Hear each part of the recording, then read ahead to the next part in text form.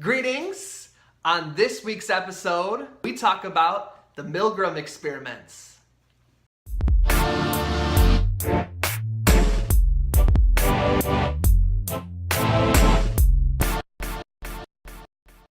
Greetings! I am Tom Earl, and this is my year of balance.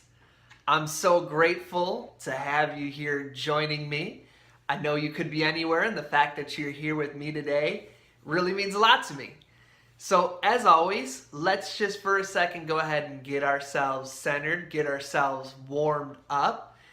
So, I want you to just take a break for a second before we get into today's episode. We go through our days so often, just cruising along, and a lot of times, like I say, we work through lunch or we never really take a break. So, right now, while you're listening, maybe you're driving or cleaning the house or going for a walk.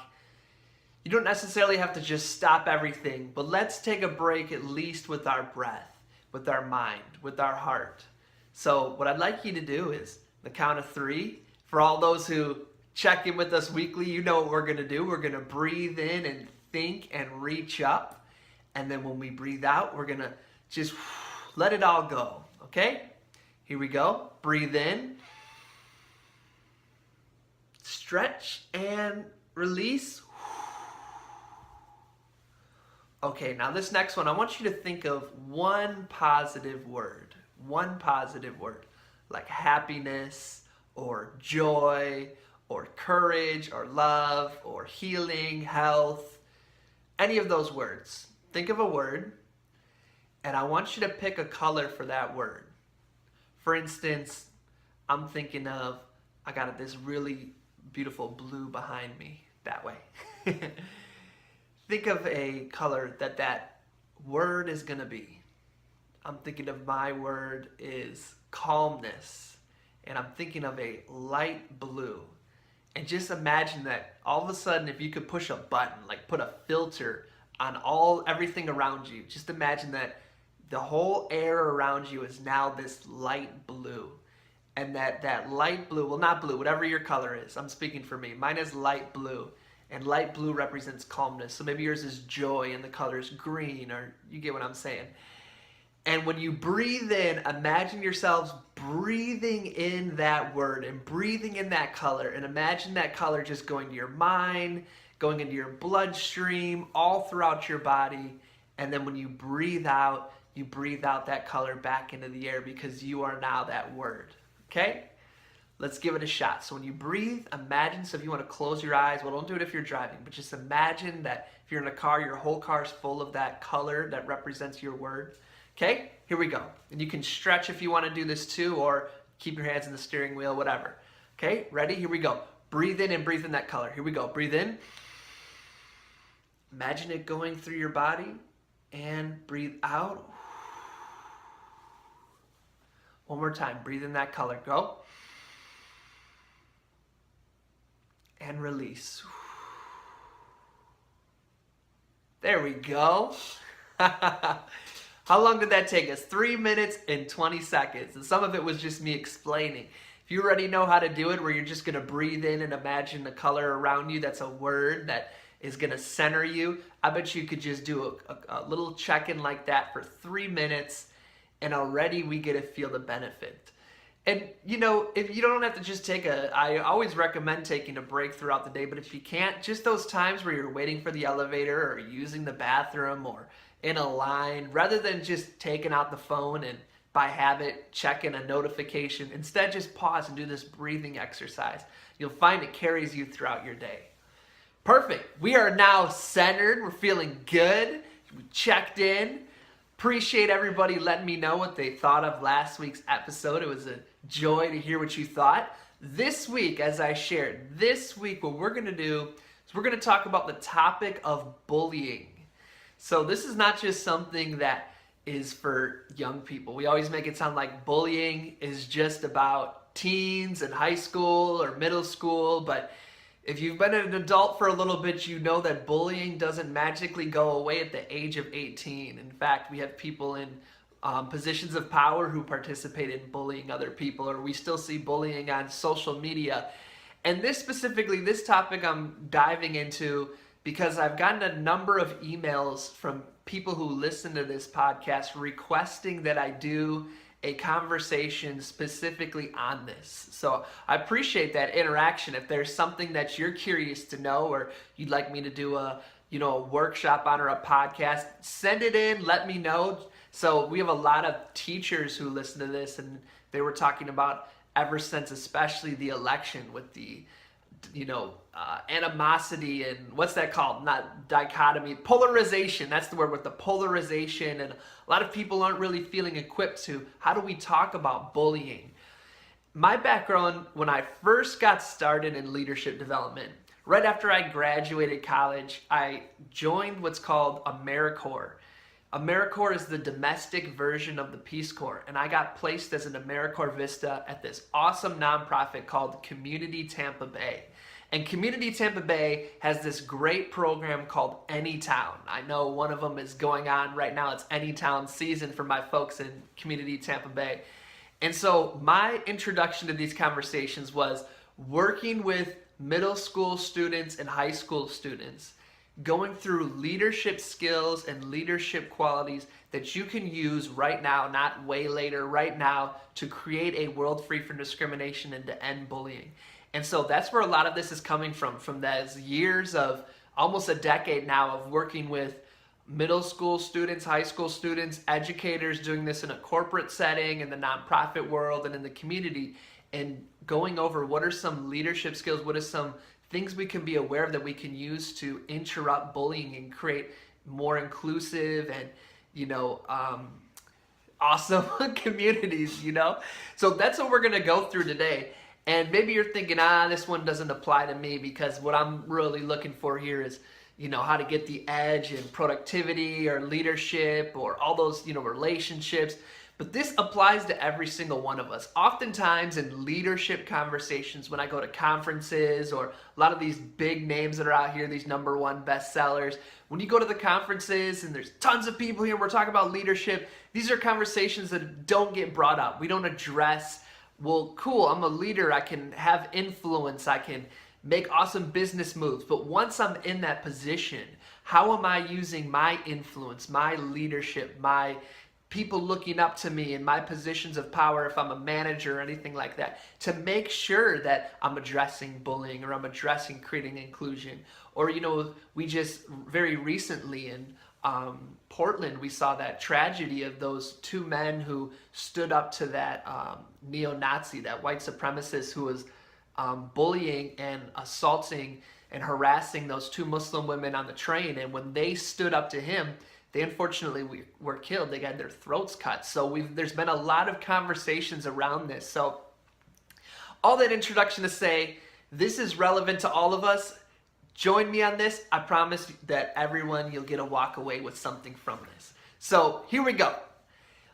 When talking about bullying, or when there's a situation that involves bullying, and we're using bullying to be any time where somebody is harassing somebody, or any time where somebody is using words or physically assaulting, or bullying can be when the person isn't even there. Maybe it's around family members, around Thanksgiving or something, where, this group of people. So it can be someone saying something about somebody else and they're not even there. So anytime where somebody is using their words or their actions or their influence to create an unsafe space for people, or to talk down on people, or to try to influence other people to have a hatred point of view, all of that we're going to use under the banner of bullying. And so in a bullying situation, this is called the bully box. This is what we call it. I don't know what other people call this, but this is called the bullying box. And in a bullying situation, I'm going to put it down for a sec, I'll bring it back. In a bullying situation, you're going to have 4 different quadrants that a person can fall into, more or less. 4 different areas. The first one, which we have at the top, is the victim. Now, all of these words we could wordsmith and we could find ways that they're not quite adequate. Victim is one of those words where we talk about how people sometimes box people in as victims, or calling someone a victim can take away their autonomy. So it's one of those words that can be a little bit awkward. It's not quite adequate, and I recognize the shortcomings of those words. So if you could forgive me for the sake of this conversation, that we're going to use this word while respecting the person's autonomy, respecting that they're a survivor and a thriver. And so we're just using this word in that context while, just forgive me on all these words we could talk about for days, but we're just going to, for the sake of being able to have a conversation, use these words that are commonly used. So you have someone who's a victim, then you have the perpetrator, bystander, an ally, or upstander. And so for my folks who are listening on the podcast but not watching, imagine that you have a sheet of paper and it's broken into 4 equal squares. So you have a line down the middle, hot dog style and hamburger style. Down the middle, both ways you could fold it. And there's 4 different boxes. Box number 1, we have the victim. That's the person who is the recipient or the target of the bullying or the discrimination or the harassment. Next to that box, box number 2 is the perpetrator. That is the person or persons or group of people or organization or system that is perpetrating the bullying. Or if you're working with young people and perpetrator is too big of a word, you can say that is the person who is the bully or the persons that are the bully. Right underneath that, box number 3, we have the bystander. And that is the person who stands by. That is the persons or group of people or the system or whatever you want to put in there that knows that it's going on but does nothing, or chooses to not know and does nothing. They stand by. The 4th box would be a person who is an ally, or the opposite of bystander. People have been starting to use the word upstander, where they stand up against or stand up to the perpetrator. Of course, we could wordsmith both of those words. There's lots of research and conversations around the word ally. I recommend checking all that out. But for the sake of the conversation, we're using the word ally or upstander. And so it's helpful to think in a situation where there's bullying, which one of these 4 do I fall into? Most of us most often fall into, hopefully, the not the perpetrator. But on most instances, people are usually falling into the bystander one. So this is a great tool to use to introduce to people that you get right away. And you can just start thinking, you can keep yourself accountable. Which one of these quadrants am I in right now? And then, of course, we can move forward on, based upon each of those quadrants, what is something I can do to move out of it? So just thinking about that, and always we want to strive to be the person who's not the bystander, obviously not the perpetrator. We want to be the person who's being the ally or the upstander, the person who is interrupting or challenging or working to stop any forms of bullying or discrimination. And so I've had the opportunity and the honor to work in lots of different places, like Holocaust museums or in schools or in prisons, juvenile detention centers, and have this exact conversation we're having now. And one way I kick it off is, now that you've seen that box and we have this shared language that we can have around it, let's do a little would you rather. So if you were in the room with me right now, I would say, stand on either side of me based upon your answer to this question. So when I ask the question, I want you to say out loud which one you would be on. Or I want you to pretend like, visualize which side would you be standing on. So the first question I want you to think of is, who do you think is more like when a bullying situation happens, or a mass atrocities, or when I would work at a Holocaust museum, after we do our workshop on the Holocaust, I would ask people this as it relates to the Holocaust. But imagine something, either a systemic issue or something happens at a school or at the workplace where there is somebody or a group of people who were victims of bullying. And think about, this is the question: who is more to blame, or who deserves the bigger punishment, or who is more responsible for what happened? The person who gave the orders or the person who followed them? So if we were talking about the Holocaust, I would phrase this as, who is more to blame? People like Hitler or the soldiers who followed Hitler's orders? who's more to blame? Think about that. And there's always that one or two people who say, I'm going to stand right in the middle. And I let whatever happens, the room move. Usually I've probably done this question probably for close to 2,000 people. If you think about it, I've been asking this question for almost 10 years and lots of different people. On this one, usually people are pretty split. Usually people are saying, well, the person who gives the order is the most responsible. And then you have people saying, yeah, but the people following the orders are the majority. And they could, if they united, disobey or, resist or go against the person who is giving the orders, who is usually only like a one person or something like that. It's usually the conversation that gets started. So think for yourself, whichever side you're on, why are you on that side? Okay? The next question that I usually ask is, who is more to blame, or who is more responsible, or who would get the bigger punishment, the perpetrator or the bystander? The perpetrator, the bully, or the person who did it, or the bystander? I want you to think, which side would you stand on now, the perpetrator or the bystander? So usually on this one, in my 2,000 person data, or more or less, almost always, except for a couple instances, the bystander side has about 90% of people standing on it.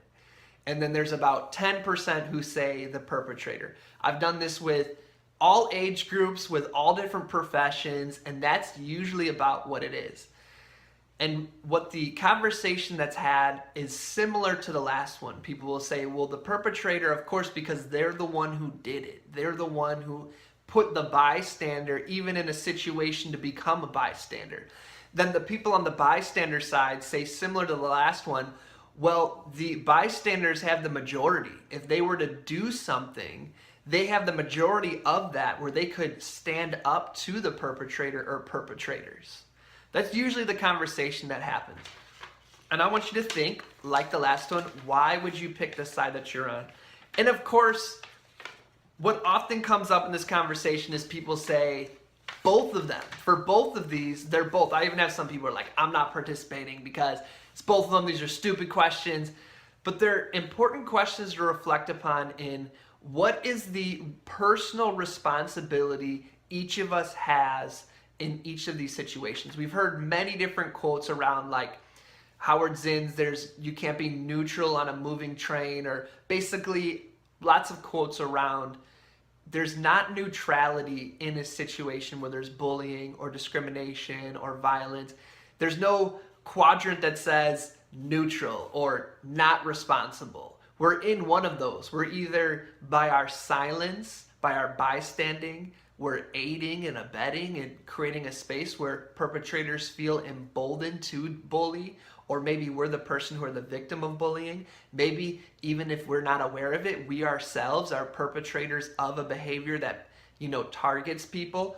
Or are we the person who are doing what we can? Maybe sometimes it feels like inadequately or really not doing enough, but trying to be allies or upstanders. And that brings me to this last question that I'd like us to reflect upon is, which do you remember more? Which sticks with you longer? Those times where you didn't do something, or those times where you did something? Have you ever had that moment where maybe it caught you off guard? You're with a group of friends and one of your friends says something that is just, isn't right. It's discriminating against somebody, or it's mean or gossiping, and it doesn't sit right with you. But maybe it happened so quickly and it moved on that by the time you thought of something to say, it had moved on. But that night when you were trying to fall asleep, you thought, I really wish I said something. Or maybe it's somebody they've said it many times and it's building up in you that I should say something. Or maybe it was something really bad that happened that you saw, but you weren't able to do something, or you were too afraid, or something like that. Have you ever had that happen? Where I'm raising my hand because this has definitely happened to me. Just because I'm the one sharing these tools or facilitating this conversation on bullying, I'm not trying to position myself as somebody I'm always in the upstander box or look to me as the ultimate role model. That's not what I'm trying to say. So I've had those moments where I've laid in bed and thought about, why didn't I say something? Why did I just let that go? Why did I do nothing? And which times do you remember more? Those times where you did say something or you didn't say something? On this one, most people stand on the times we didn't say something, that it sticks with us. One story that really sticks out to my mind is I've had in the past the amazing honor and opportunity to work with Dr. Terrence Roberts. And Dr. Roberts is one of the Little Rock Nine. In case you're not familiar, the Little Rock Nine were the first group of 9 students who integrated the South back in the 60s when they had legal segregation, whereas now we have de facto, or I might be messing up these terms. Now it's no longer legal, but it still is segregated. So back then when it was legal segregation and the Brown versus Board of Education ruled that it's illegal to segregate schools, there was 9 students in Little Rock, Arkansas who integrated the schools. And if you just Google that, you'll see some terrible pictures where they had to call in the National Guard to escort the students to school. That's how violent and passionately people were defending their right to discriminate and keep their schools in a white supremacist mindset. And so Dr. Roberts was one of these 9 students, very young, middle school students. I apologize, I think they were in high school, but they were very young. And so he shared stories like they would put glass on students' chairs and a student would sit down in glass, or they would beat them up. I mean, just terrible stories that these students had to go through just to go to school. And he shares at the end of this conversation that one time when he was much older, in his 50s, he was in an airport in Little Rock, Arkansas again. And somebody came up to him, they were white, and said, hey, I was one of your classmates when all that was happening. And so he immediately takes a step back, like, okay, were you one of the students who were terrorizing us or saying nothing or helping? And the person shared, I'm one of the students who saw what happened but didn't say anything. And I have to tell you that every day since then, since I was 12 years old, every day since then, I've thought about how I did nothing. And of course, we're all saying, you should feel that way. You should feel guilty that you didn't do anything. So of course, yes, but the lesson that Dr. Roberts shares is that, if that person had stood up for me or any of my classmates, guaranteed they would have gotten beat up. Guaranteed they would have been ostracized. Guaranteed teachers might have given them bad grades, all of these things. However, their wounds would have healed. They would have gotten over it. And then for the rest of their life, they would have remembered that they did something. Instead, for the rest of their life, they lived knowing they did nothing. And it stuck with them. And that lesson that he pulls out of his experience sticks with me. That when we jump into that ally/upstander box, there's always the risk of repercussions. Often, in fact, we're in a society where you're more often rewarded for being the bully or going along with the bully. If you think about in not just, middle school and high school cafeterias, but also in corporate culture or different jobs or even on social media, when you align with a group of people, one way people connect and create status is by bullying another group of people. You see it in the cafeteria that to become the cool kids, you have to ostracize the people who aren't considered cool, and you're rewarded for participating in that. But then when you go against your group and you start to bully, you start to stick up to the bullies, you often then are seen as the outsider. So we're continuously rewarded for going along with the way things are. And as soon as you start to go against the grain, you're going to feel that pressure. You're going to feel that ostracization. You're going to feel becoming the target from a group you might have been a part of. However, it's going to stick with us for the rest of our life, and we have to answer for that behavior. So what I'd like to share next is this is another great tool if you're a facilitator or a teacher, or you're looking to have conversations with people around this subject of bullying. And there's this famous experiment called the Milgram experiment. You might have heard of this. There's, of course, in all psychology experiments, there's flaws in it, but it's a great conversation starter. And it proves a lot of what we already know. So basically, Dr. Milgram, this was in the 1960s, around 1963. And this was when the Nuremberg trials were going on. The Nuremberg trials are when these Nazi war criminals were on trial and, having to answer for the war crimes, the heinous crimes against humanity that they committed. Over and over again, people said, can you guess what they said? We were just following orders. It's not my fault. I was just following orders. In fact, that's what Holocaust deniers or neo-Nazi revisionists try to say, is that Hitler didn't know, that it was other people that were doing it, all these people. So this whole idea of I was just following orders. Dr. Milgram was really fascinated with this and was curious, is this true? If in a situation like the Holocaust, or in a situation like that where someone's being given orders to exterminate an entire group of people, would the average person follow those orders, or would they resist? Would they stand up against those orders? That was the question that he wanted to test. As we say in lots of these episodes, the quality of your life is determined by the quality of your questions. So a question like that, it's a deep question. It's a deep conversation, and it led to a pretty, an experiment that has had people talking for years. I mean, 1963, all these years later, I'm talking to you about it on a podcast. Who would have known, right? So some things to point out is that they only tested male subjects. Obviously, another thing to point out is it's only been done when they've repeated it many times in Western cultures. So grounding it in that, questions they ask is, if there was gender diversity, would it be the same? I'll let you be the judge after I tell you what happened and all that kind of stuff, but just wanted to give you a little bit of a disclaimer on that. So it was 40 males ages 20 to 40, and they put an ad in the newspaper and said, we're looking for people to participate in an experiment. And so, of course, they offered to pay people if they participated. And so in the experiment, there are 3 people. Here we go. Can you see this? Maybe if you're listening, you can't, so I'll explain it. You have 3 people: a learner, a teacher, and an experimenter.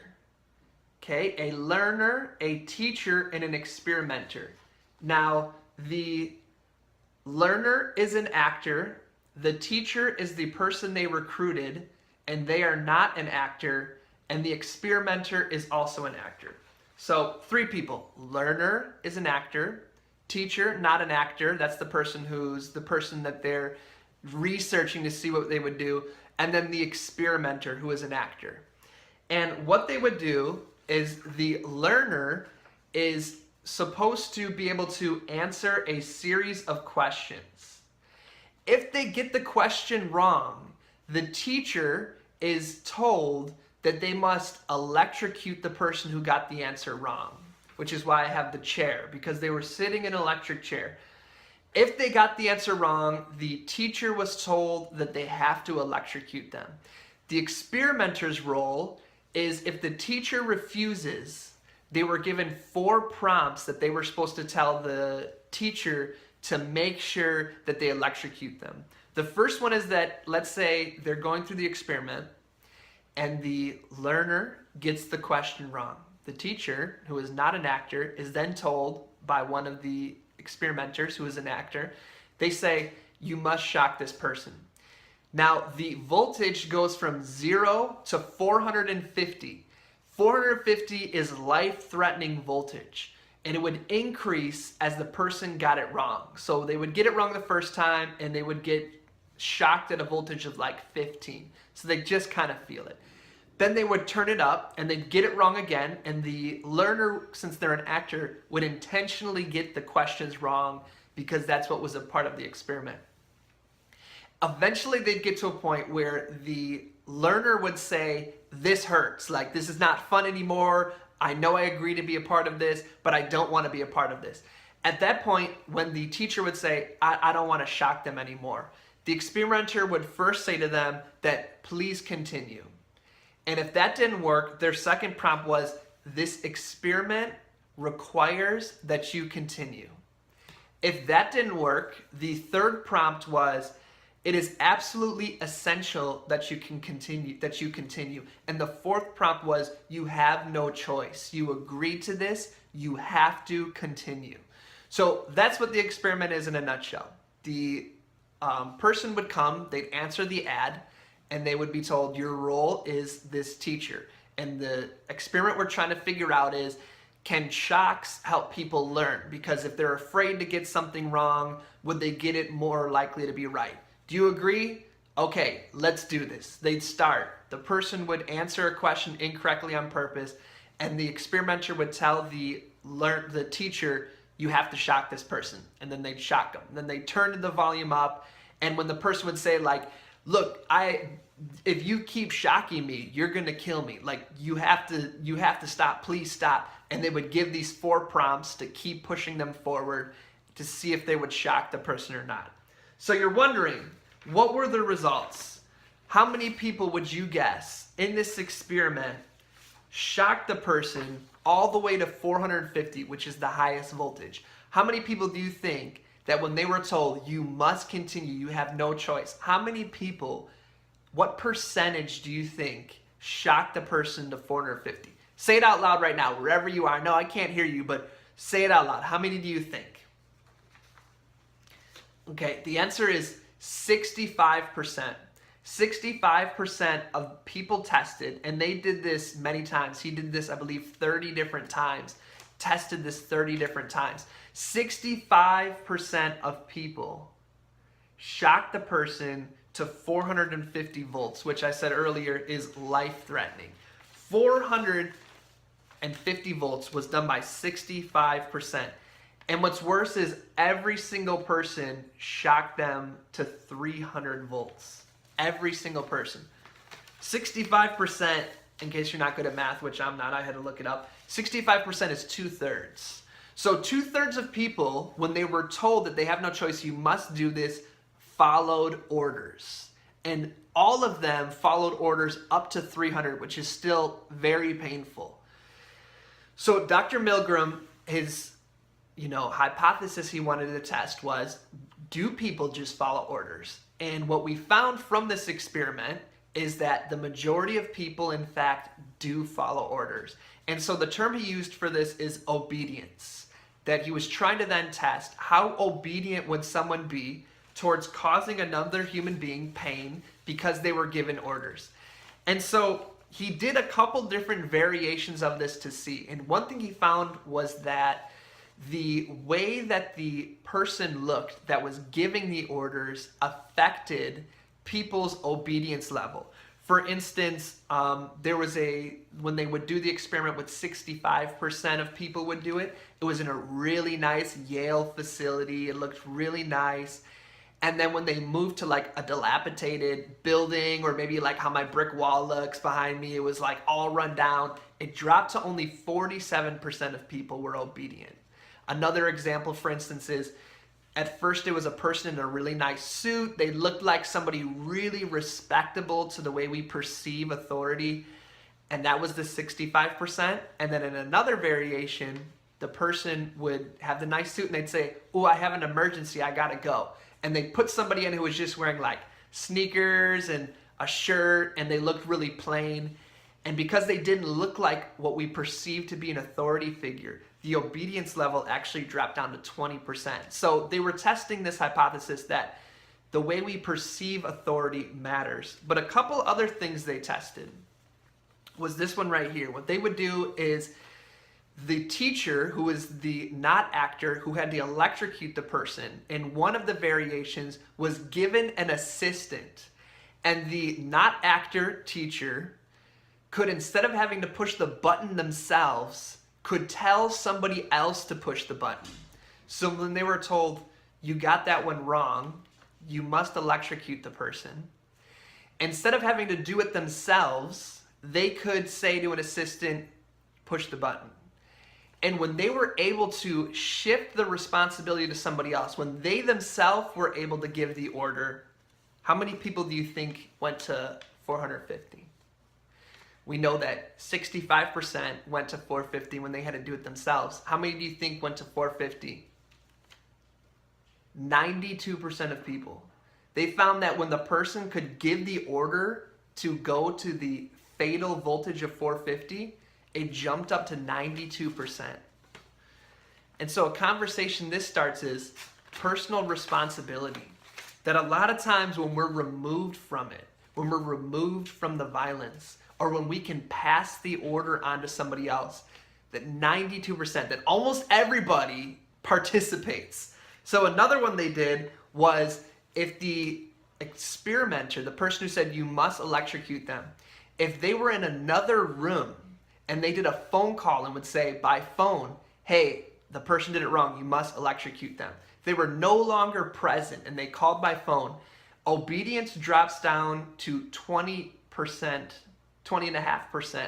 And what they found is that people would pretend to electrocute them then. That they would say, okay, yeah, I'll electrocute them, bye, and hang up, and then they'd pretend to do it. So when you remove the authority figure, they find that 20% of people did. So the last one I want to share with you, because when I share this with people, it gets a lot of people depressed. They think, my God, you know, in that one instance, almost 100% of people would shock somebody to death. That's crazy. Or maybe you've seen the TV show, What Would You Do? And we see that the majority of people don't do anything. A majority of people just stand by. Whew. This last one gives people hope. This gives me hope. What they found is that in another instance they would do, this one was called the social support condition, is in addition to the the non-actor teacher, excuse me. So you have the non-actor teacher who has to push the button. They would have two other teachers in the room who were actors. So you show up to the study and you're told, this is what you got to do. You got to electrocute the person. If they get it wrong, then you're told, and there's two other people in here who are also participating in the study, even though they're actors, and they also will have to electrocute the person at the same time. So what we find is that when the voltage gets turned up to 150, one of the actor teachers would say, this is crazy, I'm out of here, I can't believe you're doing this, I'm leaving, you're mad. And then they'd leave, and then the experiment would keep going. And then when they get to 250, the second actor teacher would say, you know what, that person was right, I'm out of here, this is crazy, and they'd leave. And when you would have two people stand up to the authority figure like that, what do you think the obedience level becomes? Drops down to 10%. 10%. When there is somebody else in the room willing to stand up to the authority figure, willing to stand up to the bully, the obedience level dropped down to 10%. So very few people. So what are some takeaways we can draw from this? Is this conversation on personal responsibility. That a lot of times when people feel that it's not their responsibility, that, well, I'm just taking orders, when we can shift that responsibility to somebody else, or we can justify or rationalize that it's not actually us that's doing it, it's somebody else. When we can do all those kind of things, we find that the more we can remove ourselves from the actual act of doing so, or the actual responsibility of making the decision, the higher the obedience level goes up. In fact, we found 90% of people, when they can give the order to someone else, would do it. So, but we also find, as I said, when there's an ally, when there's an upstander, that it drops to 10%. Now, I've done this workshop a lot of times with Holocaust survivors, and what I've heard from many of them share, of course, if you go through something like that, is that they feel, or I don't want to speak for all Holocaust survivors, so the ones that I've spoken with have shared that this is definitely true, that the majority of people, if put in a situation like they were in, would be a bystander, would take the orders, or would do nothing, that they wouldn't risk their life. My personal belief that I have found is that that is completely true unless you have practiced before you're put in this situation. That unless we have practiced being upstanders, unless we have practiced being allies, unless we've practiced being people who create spaces for transformation, or we stand up to the bully, or we interrupt that behavior, or we, create energy that has a different alternative, unless we've practiced it many times before, the majority of us will either not know what to do, or will be afraid to do something, or will shift the responsibility to somebody else. And so the big takeaway from this conversation, either for ourselves as you're listening with me, or when you're having this conversation with other people, is first taking ownership of our personal responsibility, as we talked about with the bully box, and recognizing that, for instance, when they would debrief, when Milgram would debrief with participants, he'd share the majority of people did what you did. 90% of people electrocuted somebody to the point of killing them. That for some reason, whether it's human behavior or socialization, that the majority of people don't say something unless we practice. Unless you surround yourself with people where it becomes the standard to stand up for people. Where if your peers find out that you said nothing, that rather than being rewarded for that we're having had to be held accountable by our peers. And so with that, I want to suggest that you start practicing small so that when the big things happen, you are prepared. For instance, small would be in a safe space with friends or family. We have all had that time where a family member or a friend said something and we know it was wrong. Like they say something like, oh, well, that's really gay. Like trying to say in a derogatory way, or that's one that we always say to middle school or high school students, or they say, stereotype or exaggerations about a group of people. In those moments, if we don't say anything then, we can't hope to say something when the stakes are even higher. So starting to practice on those small times, and then next thing you know, when it happens again, you already have an answer. You've already been through it, so you already know something you can say. And the more you practice being an upstander, the more practice we have around being somebody who stands up to perpetrators or bullies, the more skills you have around it, so that when serious things happen, we're already seasoned at being upstanders and bystanders. So lastly, what I'd like to touch upon is some resources for us. Because whenever we talk about bullying or we talk about conversation like this, I just wanted to provide resources for people who are having a really tough time right now. Maybe there isn't anybody who's standing in solidarity with you or having your back, and you're feeling like it's just you out there, and maybe you're thinking of suicidal thoughts. And so for people who are in that place, just want to provide a couple resources. One is the National Suicide Prevention Hotline. I have that right up here on the screen, but for those who are listening, that number is 1-800-273-8255. 1-800-273-8255. One more time. 1-800-273-8255. Or if, some people, they don't want to call somebody, but if you want to chat or text, you can text the word MATTERS, MATTERS, like you matter, but matters. And you can text that to 741-741. So text MATTERS to 741-741. And for my international audience, because I know there's people who listen all over the world, you can go to suicide.org or iasp.info, iasp.info.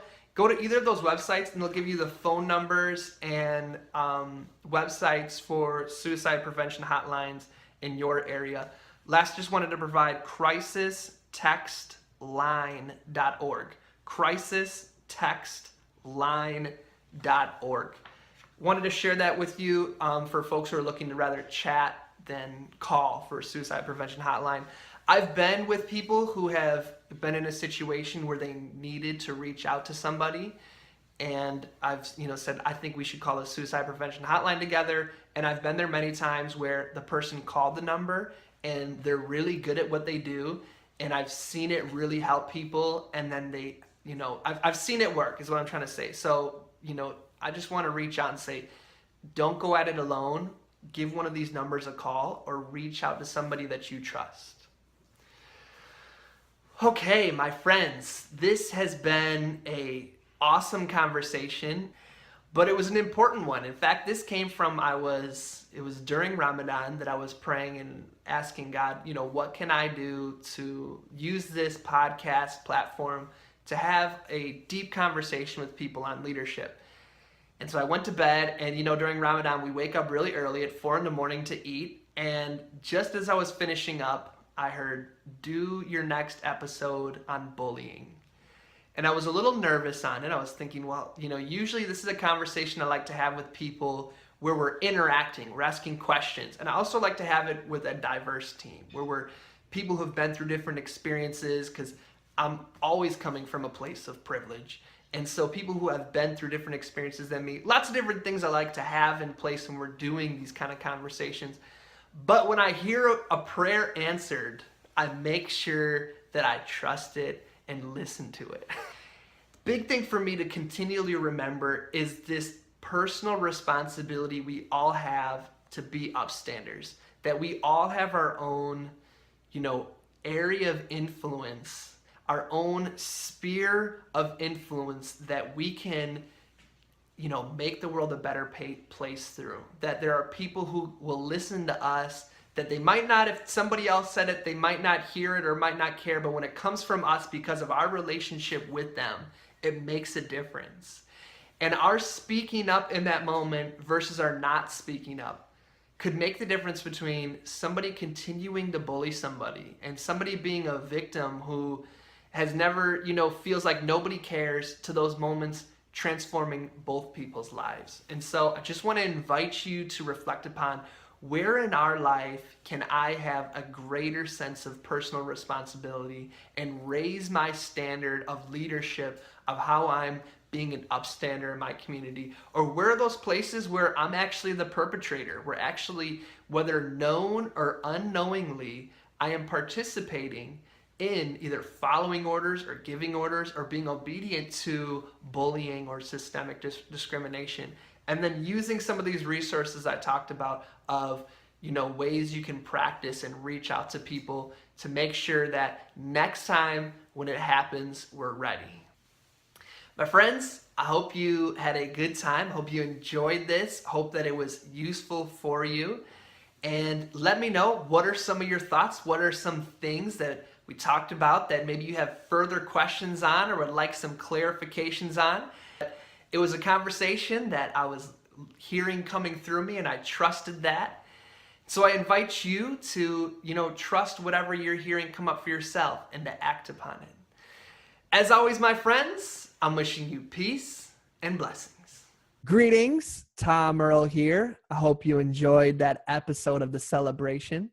I wanted to touch base because a lot of people have been having some amazing questions about the Celebration Academy. And so I wanted to give you a back-end perspective or a back-end insider's view of what is the Celebration. So the Celebration is an individualized learning platform where you get your own learning profile, and it has all of your lessons, your videos, your handouts, the MP3 downloads, everything you need right here on your own learning platform that you log into. And it's a 6-week course that, just like the podcast, it's a place for leadership, inclusion, and expression where we live as the best version of ourselves. Except with this, it takes a step-by-step systemic approach that builds upon each week so that you connect with your gifts and your purpose while taking your leadership, your expression, your communication, and your relationships to the highest level of the best version of yourselves.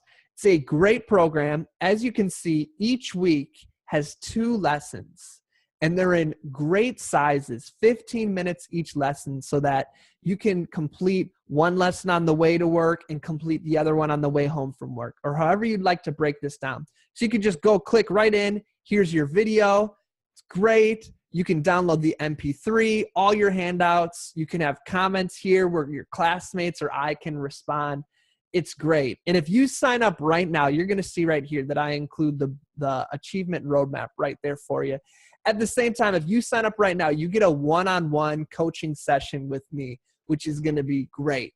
In addition, you get added to Leadership Makes Impact, which is a membership program where you get a free training every single month. So you can check that out all right here, tommerl.com/courses. Right there, you can enroll today. And if you'd like, we have a program called the Achievement Roadmap. It's a free 3-part course. Connects you with the tools, mindsets, and practice for stress-free time management and high-impact goal setting. So if you'd like, you can sign up for that for free just by going to tommerl.com/courses. Sign up for free right here, and then create your own unique, individualized user profile. Just enter your name, your email address, create a password, hit sign up for free, and you are in. Once you're in, it looks like this. And you have awesome stuff right here. Welcome each class, and you can download each one as an MP3 if you want to listen to it on the go. So I hope you consider doing that. And for all my artists out there, consider joining Art Makes Impact. It's a $10 a month membership program where you get access to all of the live and online writing workshops that I have done this year. And at the same time, I do exclusive writing workshops for Art Makes Impact members. We have a great time during that. We'd love to have you join us. It's $10 a month. We have a great time, and you can also download all these as MP3s, have comments. All of that can be found at tommerl.com/courses. Let me know if you have any questions. I hope you consider joining us. Sign up for free for the Achievement Roadmap and give us a test run. You won't be disappointed. As always, my friends, I'll see you next week, and I'm wishing you peace and blessings.